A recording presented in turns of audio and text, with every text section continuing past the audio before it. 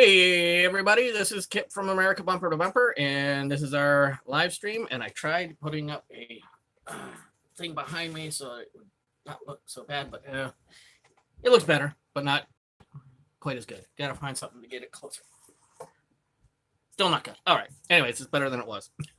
So today we're going to talk a bunch of car news. We're going to talk about shows that we still have to get up, a little change that I'm going to do for the next show, and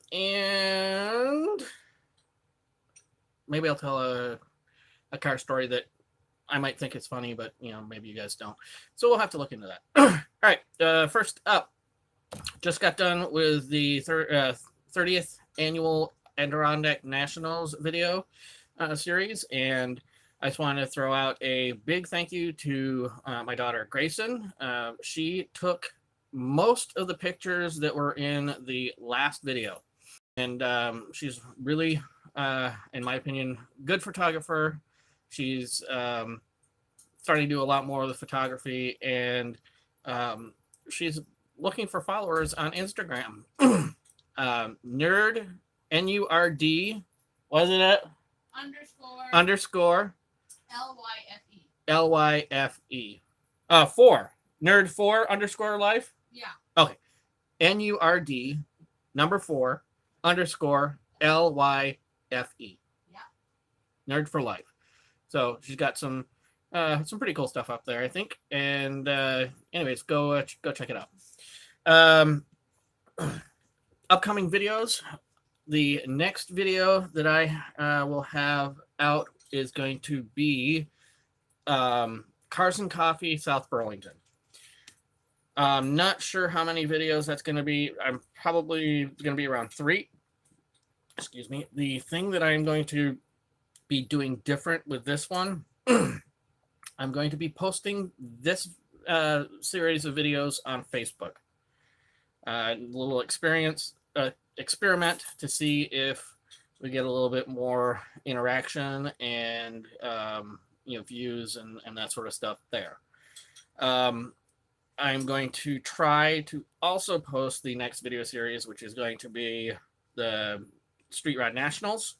I'm going to try to do both. So videos on Facebook and a video here. It might be every other day here, just so I have the time to try and get it all done.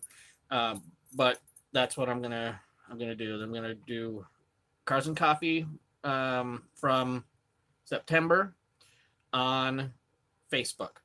So if you guys aren't following me on Facebook, it's America Bumper to Bumper, just like everything else. So go check it out, and I'll have the first video for that up tomorrow. After Cars and Coffee and Street Rod Nationals, we have Autocross. We have an Autocross series. We have Autumn Leaves Car Show from Granville, New York. And, gosh, I want to think that I had something else, but let me just do a quick check again. Autumn Leaves. Rally Sprint. There's we're gonna be very little stuff, and maybe I'll put the Rally Sprint up on Facebook too. I'm not sure about that. We'll figure that out. Then Autumn Leaves. Yeah, that's pretty much all that we've got for videos. I still do have the Lotus video. I'm really taking my time on that to try and make sure that is the best possible video I can put out. That's going to be sometime in the future. I can't really I'm not really sure exactly when, because I just want to make sure that I do that one well. After we get done with that, I'm going to do maybe a couple things with Zelda, like getting her put up for the year. I might tomorrow. There's a thing called Wheels for Warmth. If you're not from the Central Vermont area, Wheels for Warmth is a program started by then Senator Phil Scott, where people donate their used tires, and if they're good, they are resold to individuals at drastically reduced prices from what you'd pay for new tires. If they're bad, then you pay a disposal fee and they go away to be recycled. And it was done initially to, not only help people find the tires, but the money that they've been raising over the past, I think it's 13 or 14 years, all goes to a couple, I think it's 3 different community action agencies in Vermont, and it's all that money is used for emergency heating. So it's a win-win-win for everybody. Used tires that can't be resold are taken, to be recycled, and they don't get thrown into the trash. Then people have the opportunity to buy good. They're checked by Department of Motor Vehicles so that they, that they're legal. They're gonna, last for a year. There's no plugs in them. Good tires. I've bought a bunch there. And then the third thing is that all the money goes to help low-income Vermonters heat their house. So great program. I might go up there, and if they're okay with it, do a video of the festivities there. So that might be another thing you'll see soon enough. All right, so that's gonna do it for what's coming up. Now we're gonna get into some car news. According to Roadshow by CNET, this is 23 hours ago, they reported that Toyota is considering resurrecting the MR2. MR2, if you don't know what an MR2 is, was Toyota's mid-engined small sports car, 2-seat, mid-engine. Really never, other than the Pontiac Fiero, really has never had any sort of competition. It's had 3 generations. All of them were mid-engined, 2-seater. The last generation was convertible. The other previous 2 generations were coupes, I guess you'd call them. You could get T-tops in the previous generations. So this one, let's see what the report says. Toyota introduced generations of car enthusiasts to the idea of affordable mid-engine sports cars with the MR2 and MRS models. I've never heard of the MRS, which were built between the 80s and early 2000s. And now there are rumors that MR2 could be coming back. Toyota's vice president of sales and marketing in Europe said the company is at the discussion stage, but that things look favorable for the return of the MR2. I think that if the Supra really goes off like everybody is expecting it to, especially having some BMW roots to it, I think it'd be a really great thing. Let's see, what else has it said? This is big news, especially in light of the company revising the Supra name, which that should be coming out sometime next year, I believe. Because that means that Toyota is once again getting serious about bringing performance vehicles back to its lineup, which is awesome. Something that arguably started with the introduction of the Scion FRS. Then, when Scion went away, the Toyota 86. Doesn't give a whole lot of what it might be, other than the fact that it should still be the mid-engine. There are some speculations that it might be a hybrid. But I think that done right, right size, right performance, it could be a huge hit, especially with the amount of cars that Porsche puts out in the Cayman and Boxster. So could be a great little alternative, and we will keep you updated on whether that actually comes to light. Let's see. Another story. This is from Motor Trend. This was posted 3 days ago, but someone has paid $26 million for the tooling and tooling and the design of the Aston Martin Vanquish, the current Vanquish. The unknown buyer bought all the tooling from Aston Martin back in June for $26 million. And speculations are that this is either going to be a Chinese company that bought it to, try and upgrade their I don't know, panache, whatever, to try and make them seem like a more viable, choice in the U.S. market. Other people are in this report are saying that a shop like Mansory or Aries has bought the tooling to, make some tweaks on it and then start producing their own car. So there's a bit up in the air there. They did say that nobody would have ever have known about this except for yes, cat. It was only discovered after the British automaker released its 321-page IPO offering back in September. That's when it came out that they sold the tooling. Plus, the interesting thing about this is in that $26 million cost was also a year and a half of assistance from Aston Martin Consulting. So whoever bought this stuff is serious about continuing the Vanquish, which I think they're a great looking car, and it'd be very interesting to see who got a hold of it. So if I find any more info on this, I will let you guys know in an upcoming car chat. In a little funny news, rapper TV star Ice-T was arrested for not paying a toll while driving his McLaren. Yes, you heard that correctly.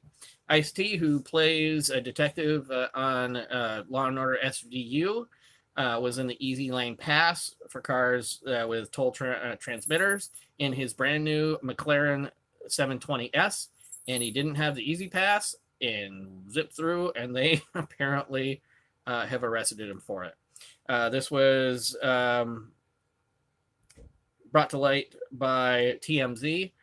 Ice-T told TMZ that he forgot he didn't have his Easy Pass and that he has 7 of them. Yep. So even big famous people with tons of money forget that sort of stuff. I did that once. I didn't forget the Easy Pass, but I was in a rental car with my wife. We were doing Christmas shopping, and I was in the wrong lane and zipped through the Easy Pass. Luckily, I was able to flip that thing down so they actually caught it. But it cost me like $9 to for a $3 toll. So yeah, definitely know where you're driving and hit the toll right if you don't have an Easy Pass of your own. So Ice-T, watch what you're doing, man. You may play a cop on TV, but they're still watching you. All right, mid-sized truck fans. It has been reported by the Roadshow that the 2019 Ford Ranger production has started in Michigan. And this is a 4-day-old story. Ford's Michigan assembly plant on Monday began production of the long-awaited 2019 Ford Ranger. Ford has said in a press release that it spent $850 million retooling the Wayne, Michigan factory to build the Ranger. plant has 3,000 employees there, so let's hope that this truck's a success. The 2019 Ranger was officially revealed to the public this year at the Detroit Auto Show. It's going to come with a 2.3-liter turbo engine rated at 270 horsepower, 310 pound-feet of torque, backed by a 10-speed transmission. So that's kind of cool. That'll allow the Ranger to have best-in-class payload rating at 1,860 pounds and best-in-class gasoline tow rating at 7,500 pounds. Diesel-powered Canyons and Chevy Colorados can out-tow the Ranger, but that's a diesel-powered. Pricing for the new Ranger starts at $25,395. You can get all sorts of stuff in it, like Sync 3 infotainment with Apple CarPlay and Android, which is pretty much on every car nowadays. Safety tech like pre-collision braking, lane assist, blind spot monitoring.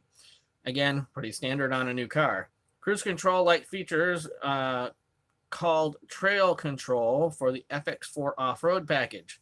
So basically, just it's going to be probably like hill descent and crawl control like Toyotas have. So we can expect to see these trucks on the market, I would think within the next 3 or 4 months. And this factory, the Wayne factory, is also going to be building the yet unveiled Bronco. Now the Bronco, I'm really hoping that they do the Bronco right. And what I mean by right is paying homage to the original 60s, early 70s Bronco. That is iconic. It is, right sized for today. Jeep Wrangler has had that corner of the market, cornered for years and years and years. And if Ford were smart, they'd have it small like that, have it a lot like the original one. Removable roof, really off-road capable. I think I remember reading somewhere that it might be a CUV body on not unibody thing, which would be, in my opinion, a disaster for something called the Bronco. I don't think that they needed something as big as the F-150, but we'll see what it happens to that one. All right, now we're into some recall news. BMW is recalling 1.6 million vehicles worldwide over fire risks. 3 days ago, this is put out by the Associated Press. BMW is expanding its recall to cover 1.6 million vehicles worldwide due to the possibility of fluid leaking, which could result in fire.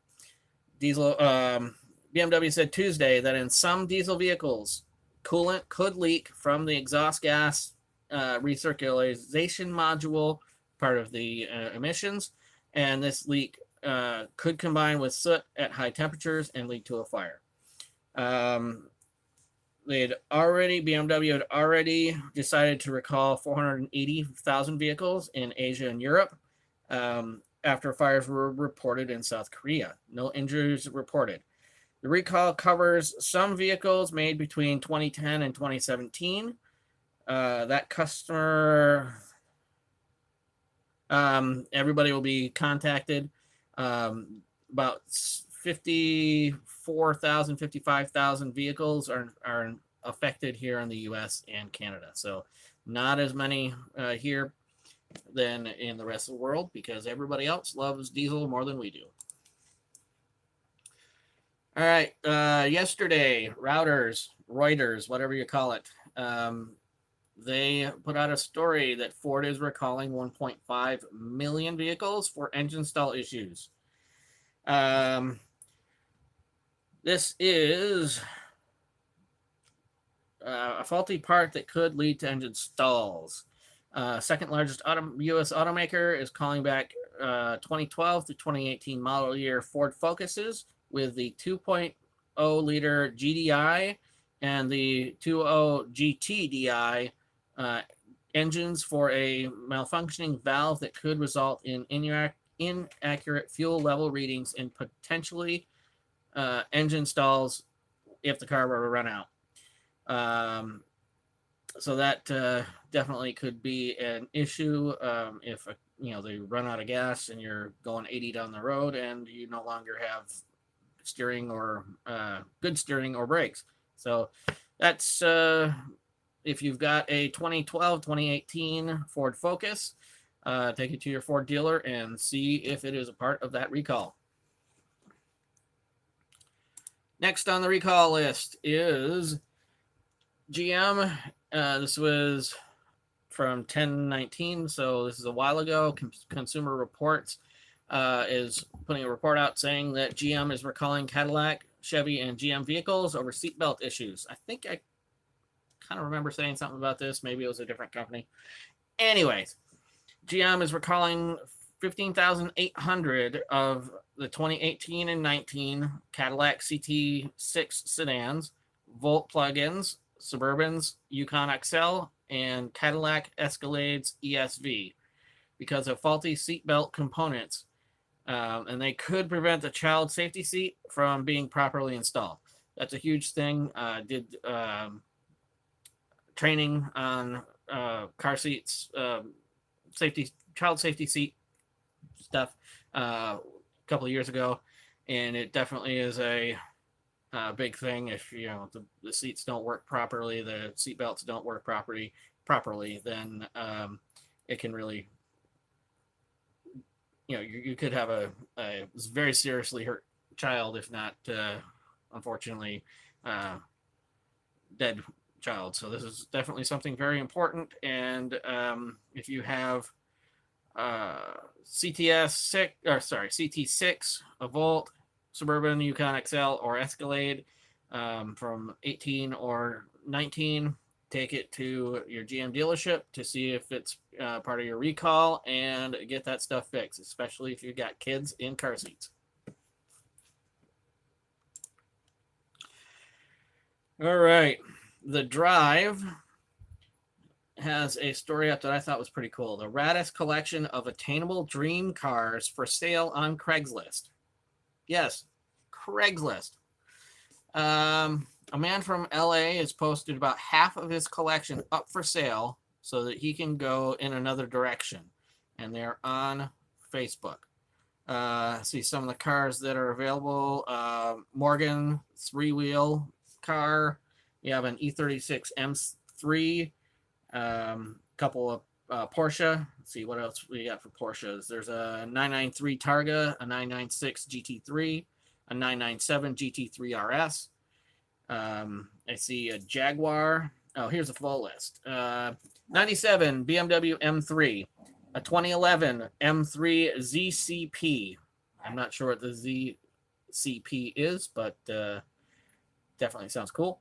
91 BMW M5, an 01 Viper ACR, a 98 Ferrari 355 GTB, 04 Ferrari 360, 95 Ferrari F512M. Is that the Maranello? No. Testarossa. I think that's the same styling as the Testarossa. I'll go look that up and confirm that later. 05 Ford GT, 66 Jag E-Type, 2015 McLaren P1, an 87 Mercedes 190E Cosworth. That would be a cool ride to have. 99 Mercedes C43, a 94 Mercedes E500, a 2012 Morgan 3-wheeler, and then we got the Porsches that I talked about, and a 04 Volkswagen R32. No prices are mentioned, but I will. Oh, post is expired, so maybe he doesn't have them. Well, you had a chance at one point of buying all those cars. Okay, next story. 13 must-see American automotive museums. And the first one, America's Car Museum in Tacoma, Washington. Home of the LeMay Collection, which once contained over 3,000 vehicles. America's Car Museum lies south of Seattle in Tacoma. The collection is quite diverse, including everything from a Peking to Paris Citroën 2CV to a Duesenberg to a Mercury Colony Park, an 80s Malaise era Mercury station wagon. So you can see just about everything there. So that's definitely something that would be cool, especially if you're in the Tacoma, Washington area. Next up, the Barber Vintage Motorsports Museum in Leeds, Alabama. They've got motorcycles. They've got Lotus cars.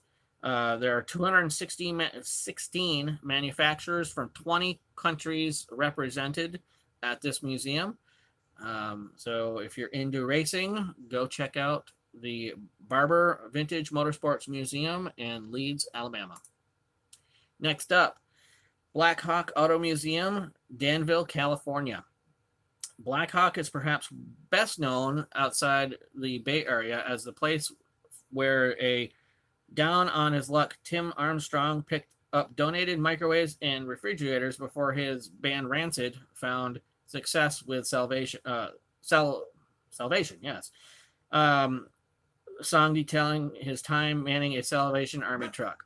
But the ritzy enclave in the Far East Bay community of Danville also holds a well-regarded museum with a heavy automotive component.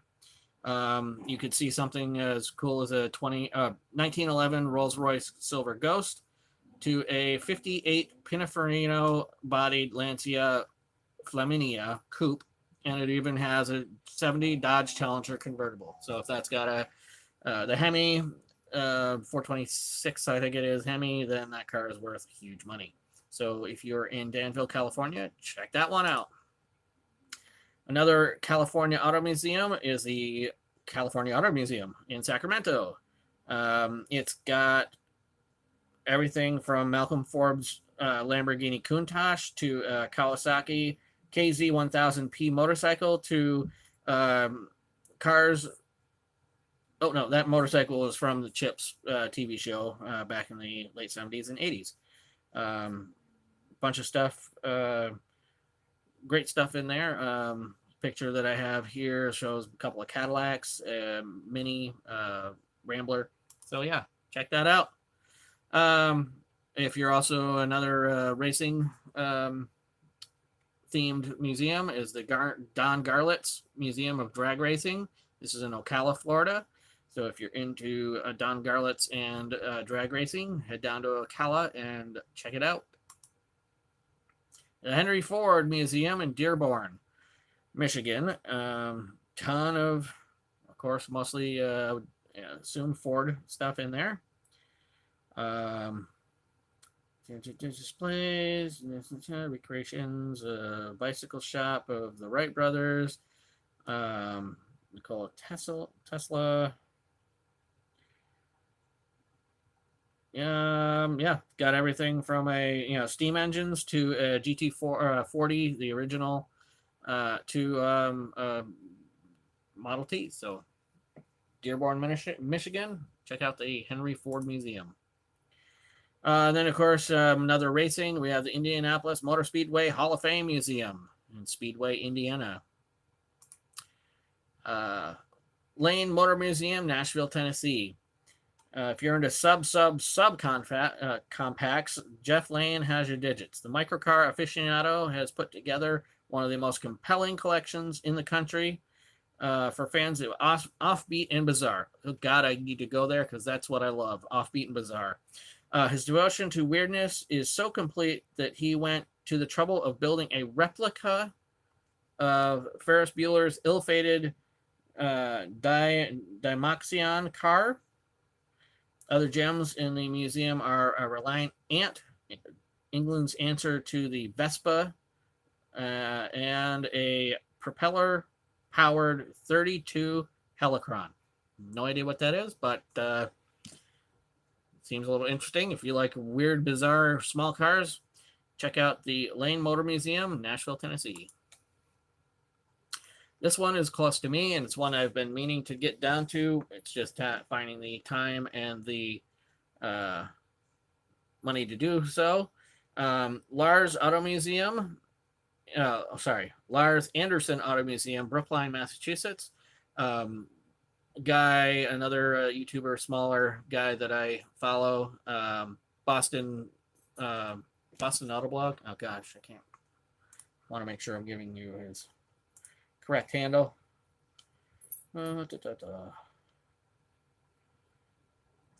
Excuse me while I check out my 100 and some odd car related YouTube subscriptions.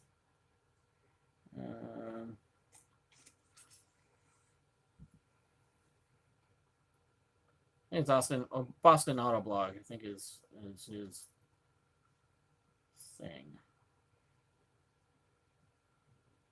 Yeah, Boston Autoblog. He's a great guy. He lives, of course, in the Boston area. Lars Auto Museum, the Lars Anderson Auto Museum is very close to him. It's been there a lot, so it's a great little place. They have a ton of stuff. Plus, they have weekends, car shows just about every weekend for different marques. Italian stuff, English cars. They'll have a specific Ferrari. They'll have all sorts of great stuff. So he started it. I think it was something with like 13 cars back in the 30s or something like that. I can't remember how. I'd have to look it up again. But tons of stuff that you can check out there. The house is actually a part of the National Historic Registry as well. So it's not only historical for the cars, but also for the property. National Auto Museum, Reno, Nevada. Gold-plated DeLorean, Beatnik Bandit. So it's got a little bit of everything. Picture that it shows on here is a ton of pre-war cars, and boy, those things are amazing. Let's see what else we got. Simeon Foundation Auto Museum, Philadelphia, Pennsylvania. I know. I think it's Super Speeders Rob did a video from the Simeon Foundation Automotive Museum.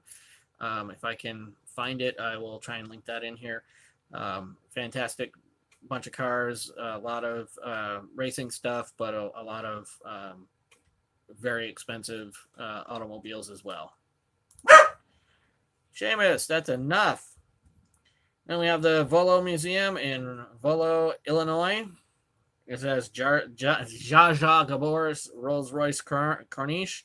It's got a fiberglass Harrier jump jet replica used in both True Lies and The Avengers. It's got a bunch of stuff. Again, the picture that it shows here, I see a Testarossa, I see a Camaro, I see... It looks like a Mercury with a chopped top, Buick. So lots of great stuff there as well. If you are in or around Volo, Illinois, hopefully I'm saying that right. And finally, another racing museum. This is the World of Speed in Wilsonville, Oregon.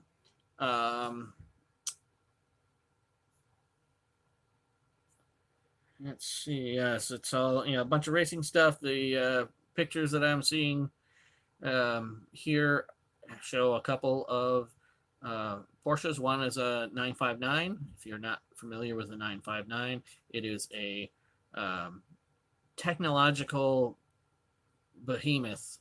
It was a test bed. They're just now being allowed into the country because of the 25-year rule.